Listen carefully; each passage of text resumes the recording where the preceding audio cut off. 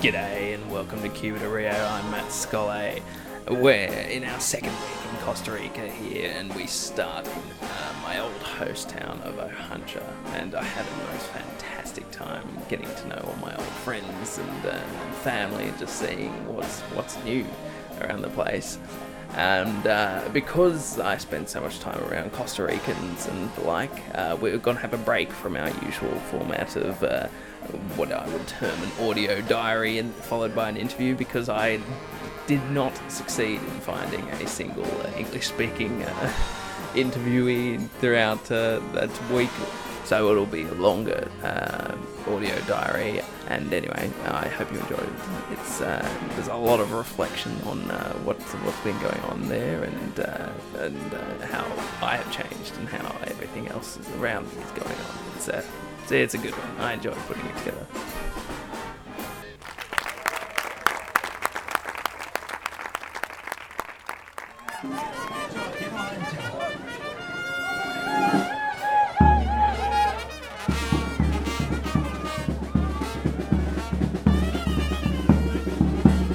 It's 11:30 in the morning and I am drunk.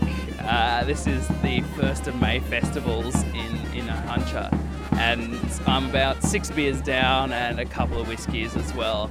And now that the whiskey card has run out of whiskey, it's gone to Costa Rica's national piss-up drink, cacique, which is this heinous rice wine that it's about 20% alcohol. It's absolutely awful. But I have never had a 1st of May festival like this. Last time I was here, I just changed host family, so I was on my best behaviour for the 1st of May. But this time, nah, we're just having a good time. So I'm standing amongst all these beautifully painted carts that typify the 1st of May festivals. Here in Ojancha, they combine the Labor Day with the day of the Bueyes.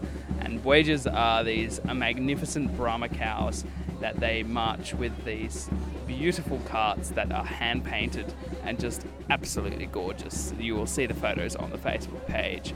But yeah, I'm just having a good time, getting back in contact with my old mates here in Costa Rica. And once everybody's drunk at about 11 o'clock, they start the auction. And they are auctioning off everything from cattle to mirrors to bottles of I can't even remember what they're selling, but it was some sort of Johnny Walker Black. That's what they're selling. And they're auctioning that off, and it is quite the entertainment. It's very enjoyable. And clearly I'm too drunk to be podcasting right now, so I will call it a day until a bit later once I've sobered up.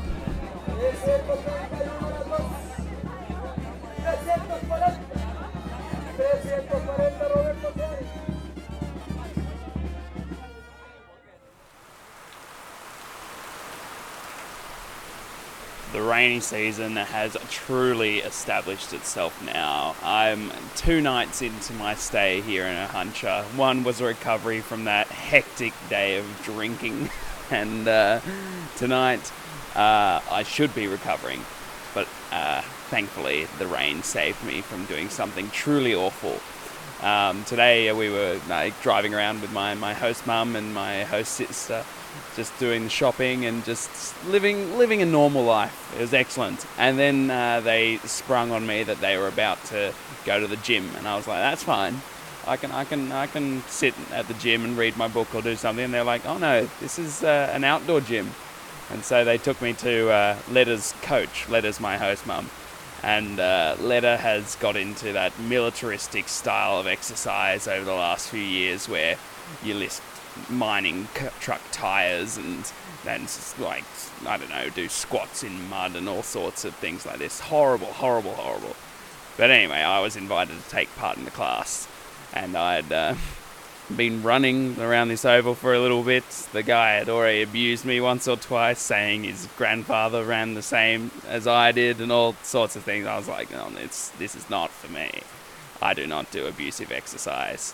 And then I was 50 squats into the next set, and the rain came and saved me from doing the rest of the exercise class. And then sure enough, it pissed down long enough that the whole thing was called off. And I was like, hell yes!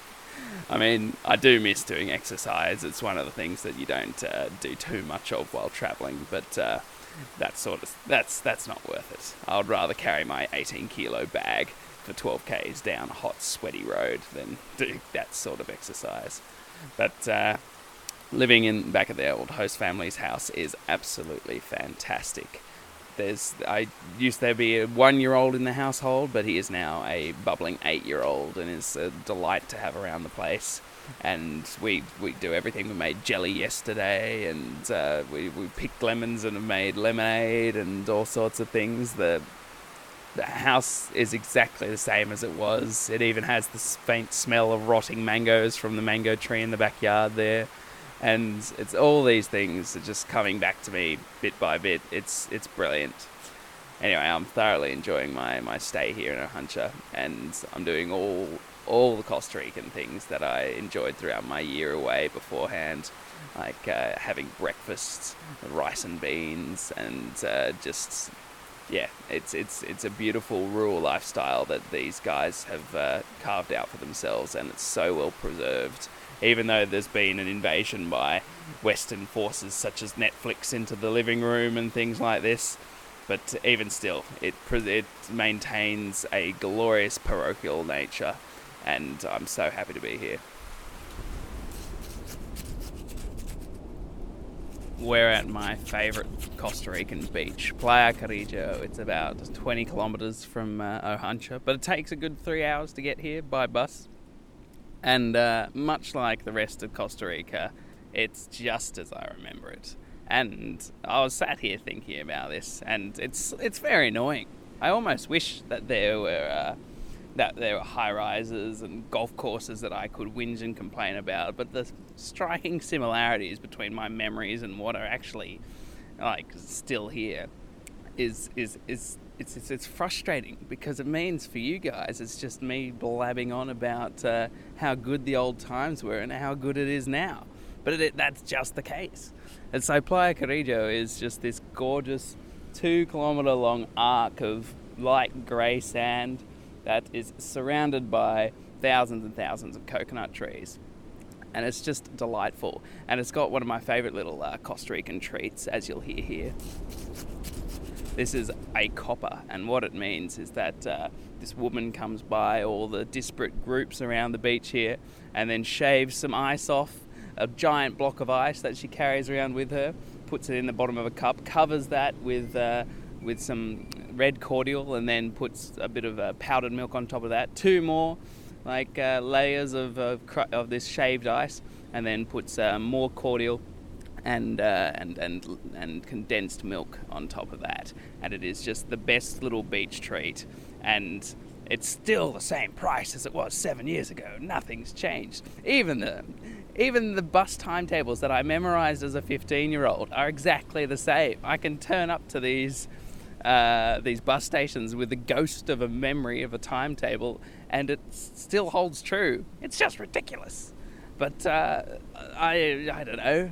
I'm enjoying it just because it feels like I'm stepping back in time without actually having to do it. It's cool.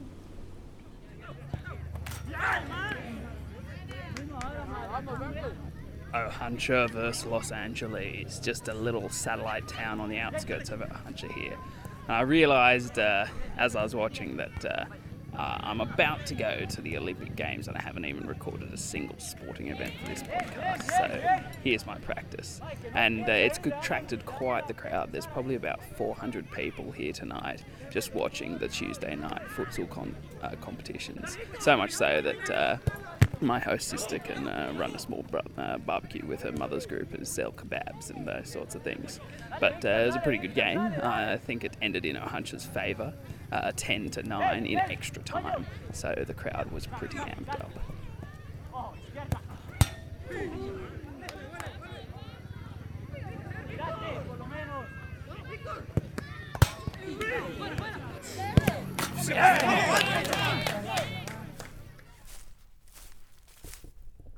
It's crazy to think that just a week ago The vegetation I was pottering around on, it was bone dry, but merely 7 days later, the green is shooting through, and the cows around me are thoroughly enjoying it. Actually, the entire landscape around Ohuncha has come to life, and that's very visible from where I am now, because I've come up to a hill that I took some panoramas on 7 years ago, and I'm back to do the comparison shots. So yeah, no, it's gorgeous looking around. Ohuncha really is quite a quaint little country town, and it's got this magnificent meteor-shaped valley behind, or like meteor crater-shaped valley, I should say, behind it, that serves as a major catchment for the rivers that flow past it, as well as being the site of a national park called Monte Alto.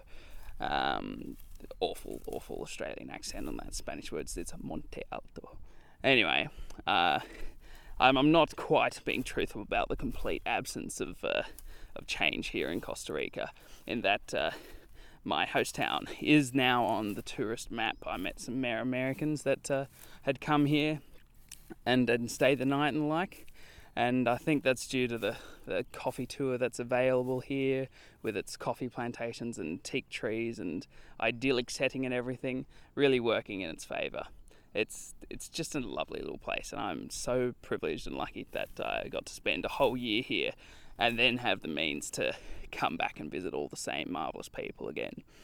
It's just, yeah, this has definitely been one of my highlights of the trip, even though it's not been as high-paced or anything as the rest of the trip has been.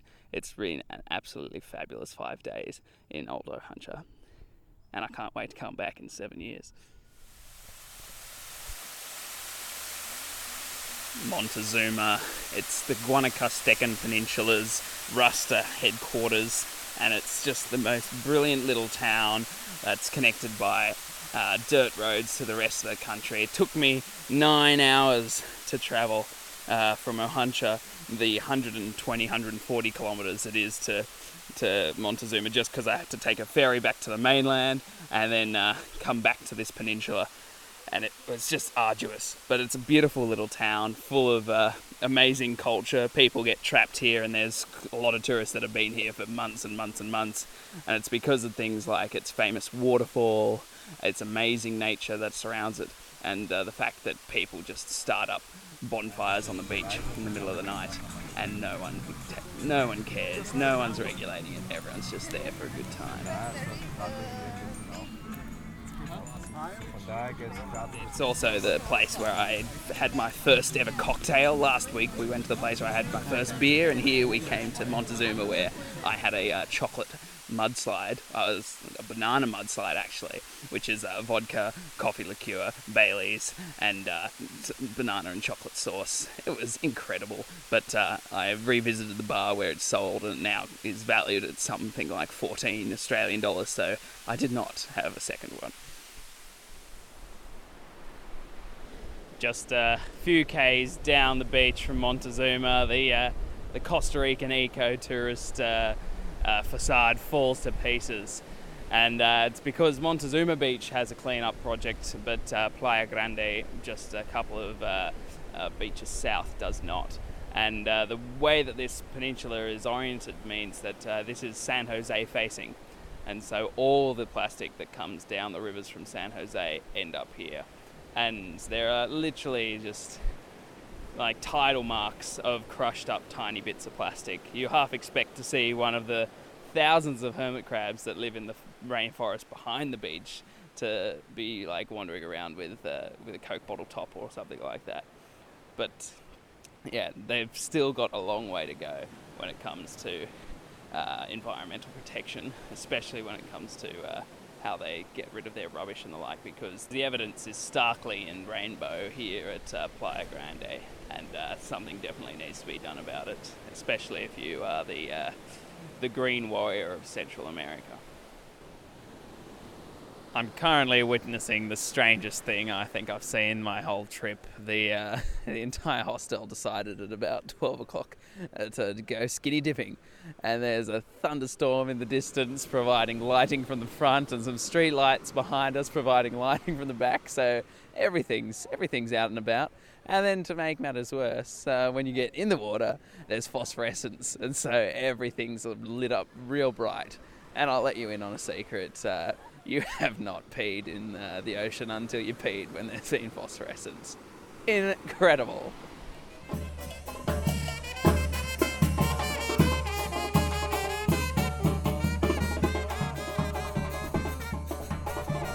It's the festival of the patron saint of San Isidro, where my mate Stuart lives with his girlfriend and son.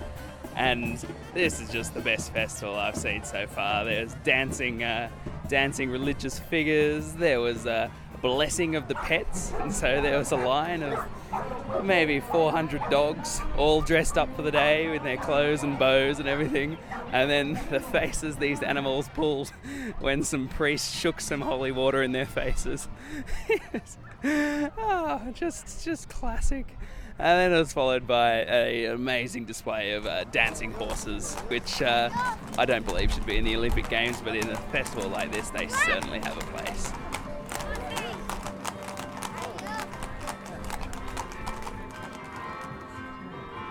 I'm in the heights of San Isidro, which is a gorgeous little town above the Central Valley of San Jose, which you can see quite clearly tonight.